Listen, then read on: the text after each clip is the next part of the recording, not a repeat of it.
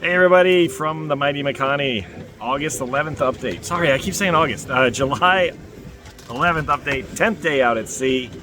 Today we got a three-parter. We're gonna interview the people up top that are driving the boat today, and then we're gonna go downstairs, look at our meal for the dinner, and we're gonna talk about a whale of a tale, which some of you may have heard about, may not. Okay, here we go. Stuff. Captain Eric, how is today going? How's the last 24 hours? What is the big difference? We've had the spinnaker up for 36 hours and been able to fly it nicely. It's our A4. It's a nice kite to have up when the winds are going up to 20 and down to 15. And right now it's a little lighter, a little tougher to drive deep. We're only 10 degrees off the course of the barn though, so it's looking good. Making about 6.8 to 7 knots. Really be nice to get over 7, but hey, we'll take it. That's about it, yeah. I mean, you can see this old IOR boat's rocking and rolling a bit. Yeah, we do rock and roll a lot. That's just the way of it, but make a good time. Yeah, so it's been nice. Sunshine, dunes, spinnaker, yeah, skies, warm water. Yeah, water's up to 76 degrees, is it? Yeah, 76 degrees. Oh, there you go. Big trim in on for the spinnaker. Must have a little deflation. There you go. You catch it again. Here she comes, and bam, she's back. Okay. At the helm today, concentrating very hard, is Bill Whitmarsh. And here we are flying the kite. We'll be flying the kite through the night. Yep, so all the way to the finish. It's right. There you go, you got the rhyming going on. I won't bug the driver too much because we know what happens when we do that. Here's some views outside of what's going on. Sailing towards Hawaii. I'm going to get out of the way of the thing. Hawaii is basically straight ahead. We are going 211, no, maybe a little off this way. But we had some good shifts this morning to help us get it maybe on one of our final tracks to go in. And we hope that this will take us all the way to Hawaii. There's some shifts and some wind ahead of us that's going to make us get a little closer to our final course. So we might have to put one jig in, but hopefully not. But so for everybody, this is what it looks like out here at the big blue watery road. Again, I'm gonna go over and get a picture of the spinnaker up, or not a picture, but there, that's what she looks like when she's flying. Woo, yay! Okay, now we're going down below. Going down below, where David has taken over my job as navigator. How are we doing, David? G'day Fred, let me just finish this up. Yeah, sorry, how you going? Good. It's good to be here. Yeah, it's good to be here. David cleaned up for this. Going to do a big walkthrough of dinner tonight? Yeah. So as you saw yesterday, we've finished all of our prepared meals. So tonight, we've got some tinned delicacies. We've got all of the major food groups. We've got our carbohydrates there in the form of sweet potatoes. We've got our protein in the form of roast beef. And we've got our vitamins and minerals there in terms of French green beans and honey carrots. We're going to use Tabasco to season, salt and pepper, and we've got some fresh onion and bell peppers. Yeah, so some last of our fresh veg actually, exactly. Which lasted 10 days. We can't believe it. Yeah, I'm not sure what we're going to do for the next 3 days and 22 hours, but we'll probably figure it out. As you can see, we've got plenty of snacks going on here. We've got a nice little snack locker there, full of Pringles and tortillas and all the good stuff, and it's all very good. This might be a really good segue into Rob and showing Rob. Show the people at home what we do with our rubbish, Rob. Yeah. What do we do with our plastic rubbish? We're very environmentally conscious here. And we have what we call, this is Greta. This is where we put all our plastic wrappings, bags. This is going to be the only garbage we take off the boat. Yep. Take it right to the recycle thing. We plug Greta. There you go. Greta. Basically a big water container that we're filling with plastics to take out of here. So we don't have any smell and we don't have to worry about leakage or anything like that, which is great. And one handle to grab it out of here. I do have another story for you.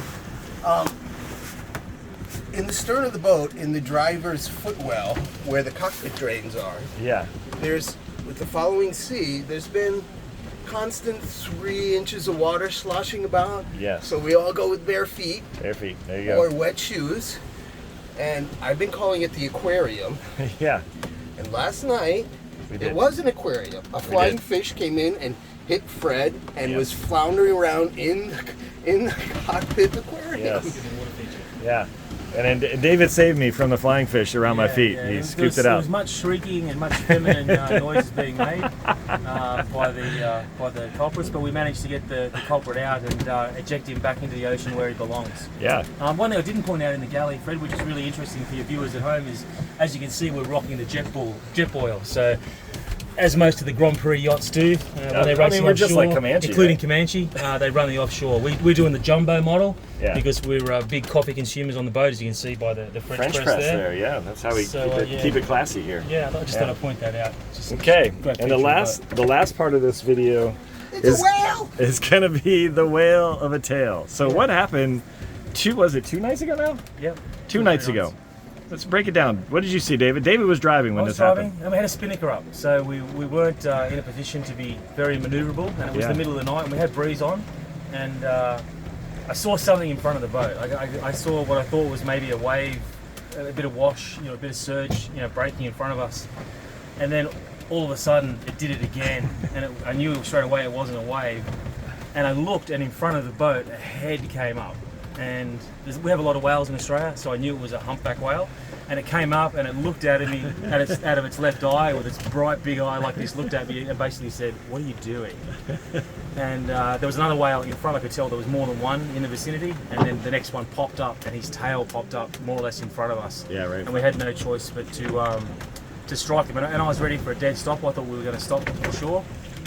You were shrieking, "We're going to hit a whale!" So everyone on the boat was ready to brace, for the impact. But thankfully, we just skidded straight across the top, which hopefully meant that there was no adverse impacts for the megafauna. We had no impacts. We checked our bilges and we were all dry, and we had no issues that we know of yet. We'll probably get in the water when we get to Hawaii and have a bit of a look.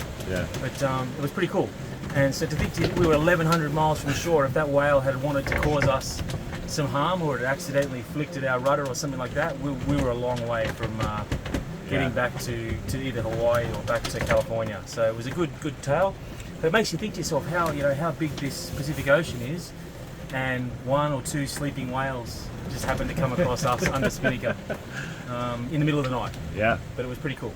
And you reported it. You did a great job. You reported it straight to the race committee. Yep. And it made their social media. There you go. Yeah, we're on social media. Cool We're Mecania crushing social media. TransPac, little tiny boat. Yeah. So it's a good story. Did you have anything to add? Yeah, Rob. What did you see?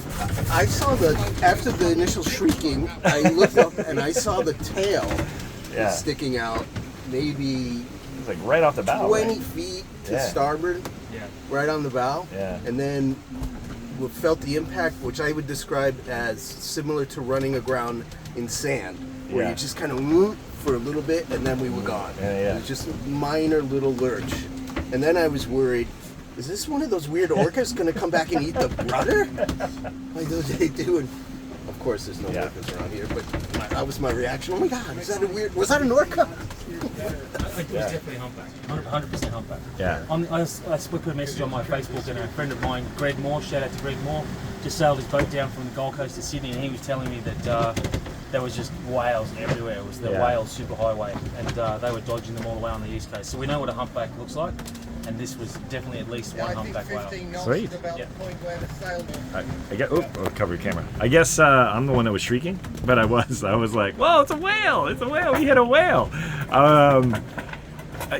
It's probably the best bar story you can have. I don't think there's going to be a lot of people that's going to be able to, say, hey, yeah, I hit a whale, and I know what that feels like. So now we can say that, we did that.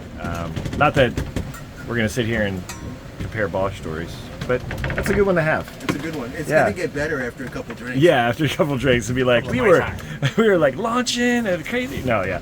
But anyways, we're getting ready to cook dinner up here, and we will get this out. So see everybody on the next video. Bye.